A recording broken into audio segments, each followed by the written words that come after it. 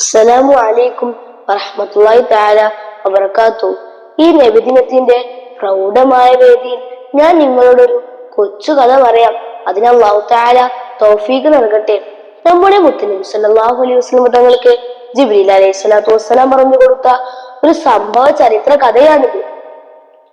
മിഅ്റാജിന്റെ രാത്രിയിൽ നമ്മുടെ മുത്തുനബി സല്ലല്ലാഹു അലൈഹി വസല്ലം തങ്ങളും ജിബ്രീൽ അലൈഹിസ്സലാമും ബുറാഖ് എന്ന അത്ഭുത വാഹനത്തിലൂടെ യാത്ര ചെയ്തുകൊണ്ടിരിക്കുകയായിരുന്നു. ഒരു വല്ലാത്ത സുഗന്ധം നമ്മുടെ നബിക്ക് അനുഭവപ്പെട്ടു. ആശ്ചര്യം പൂണ്ട ഹബീബ് ജിബ്രീലിനോട് ചോദിച്ചു, ഹേ ജിബ്രീലെ, എവിടെ നിന്നാണ് ഈ മണം അടിച്ചു വീശുന്നത്? ജിബ്രീൽ അലൈഹി സ്വലാത്തു വസ്സലാം പറഞ്ഞു, അതാ ഖബറിൽ നിന്നാണ്. ആശ്ചര്യം വിട്ടു മറന്ന ഹബീബ് ജിബ്രീലിനോട് വീണ്ടും ചോദിച്ചു, ഖബറിൽ നിന്നോ? ഏത് പ്രവാചകന്റെ ഖബറാണത്? പ്രവാചകന്റെ ഖബറൊന്നുമല്ല, അതൊരു അടിമപ്പെണ്ണിന്റെയും തന്റെ 3 മക്കളുടെയും ഖബറാണ്. അടിമപ്പെണ്ണിന്റെ ഖബറോ?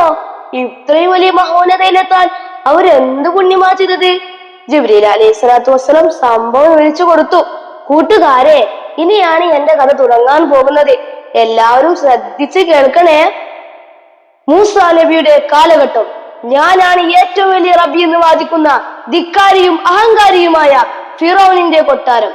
ആ കൊട്ടാരത്തിൽ ഒരു അടിമപ്പെണ്ണുണ്ടായിരുന്നു. പേര് മാഷിദ. മാഷിദ ബീവി ആരോരും അറിയാതെ മൂസാ നബിയെ കൊണ്ട് വിശ്വസിച്ചിരുന്നു. അങ്ങനെ ഒരിക്കൽ മൂസാ നബി മാഷിദ ബിയെ വിളിച്ചിട്ട് പറഞ്ഞു, ഹേ മാഷിദ, നീ എന്തൊരു നല്ല കാര്യം ചെയ്യുമ്പോഴും ബിസ്മി കൊണ്ട് തുടങ്ങണം.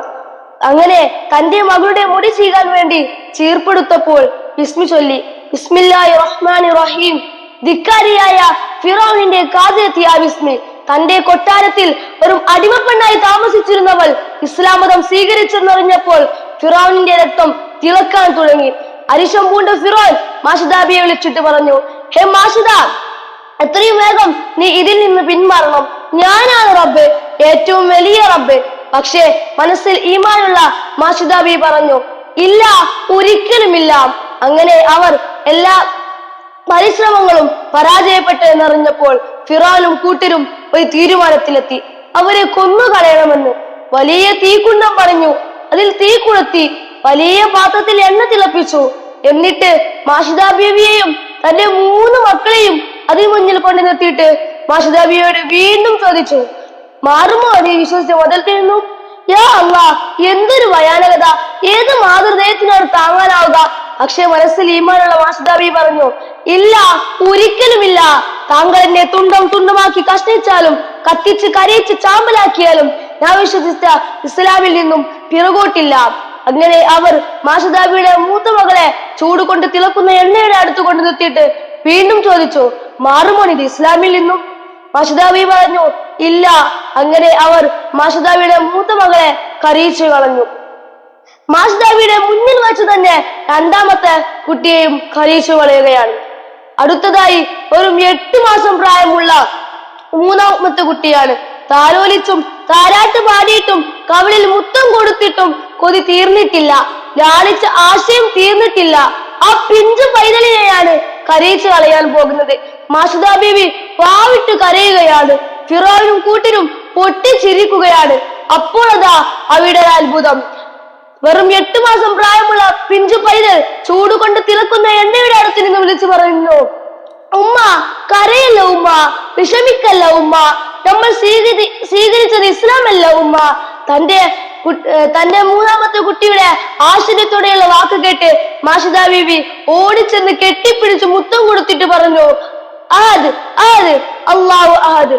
അങ്ങനെ അവർ മാഷിദ ബീവിയുടെ 3ാമത്തെ കുട്ടിയെയും കരയിച്ചു കളയുകയാണ്. തന്റെ 3 മക്കളെ ഇഷ്ടപ്പെട്ടിട്ടും ഒരു അരിമണി തൂക്കം പിറകോട്ടില്ലാത്ത മാഷിദ ബീവിയോട് ഫിറോനിന്റെ അവസാനത്തെ ചോദ്യം, അടുത്തത് നീയാണ് ചട്ടിക്ക് ഇരയാകാൻ പോകുന്നത്. നിന്റെ അവസാനത്തെ ആഗ്രഹം എന്താണെന്ന് പറ. മാഷിദ ബീവി പറഞ്ഞു, താങ്കൾ എന്നെയും കരയിച്ചു കളഞ്ഞോളൂ. എന്നിട്ട് മറമാടുമ്പോൾ എന്നെയും എന്റെ കരയിച്ചു കളഞ്ഞ 3 മക്കളെയും ഒരു ഖബറിൽ തന്നെ അടക്കണം. അങ്ങനെ അവർ മാഷിദ ബീവിയെയും കരയിച്ചു കളയുകയാണ്. ഇന്നാ ലില്ലാഹി വ ഇന്നാ ഇലൈഹി റാജിഊൻ. മാഷിദ ബീവി പറഞ്ഞതുപോലെ തന്നെ അവർ മാഷിദ ബീവിയെയും തന്റെ 3 മക്കളെയും ഒരു ഖബറിൽ തന്നെ കിടത്തി. ആ ഖബറിൽ നിന്നാണ് നബിയെ പരിമളം വീശിക്കൊണ്ടേയിരിക്കുന്നത്. ഖിയാമത്ത് നാൾ വരെ ആ ഖബറിൽ നിന്ന് പരിമളം വീശിക്കൊണ്ടേയിരിക്കും. എന്റെ കഥ കേട്ട എല്ലാ കൂട്ടുകാരും ആലോചിക്കണം, അവരെത്രമാത്രമാണ് ഇസ്ലാമിനെ മുറുകെ പിടിച്ചത്, അവരെത്രമാത്രമാണ് ഇസ്ലാമിനെ വില കൽപ്പിച്ചത്. അള്ളാഹു തആല നമുക്കും അതിന് തൗഫീഖ് നൽകട്ടെ. ആമീൻ എന്ന് പറഞ്ഞുകൊണ്ട് ഞാൻ നിർത്തുന്നു. ആഖിറു ദഅവാന അൽഹംദുലില്ലാഹി റബ്ബിൽ ആലമീൻ. അസ്സലാമു അലൈക്കും വറഹ്മത്തുള്ളാഹി തആല വബറകാതുഹു.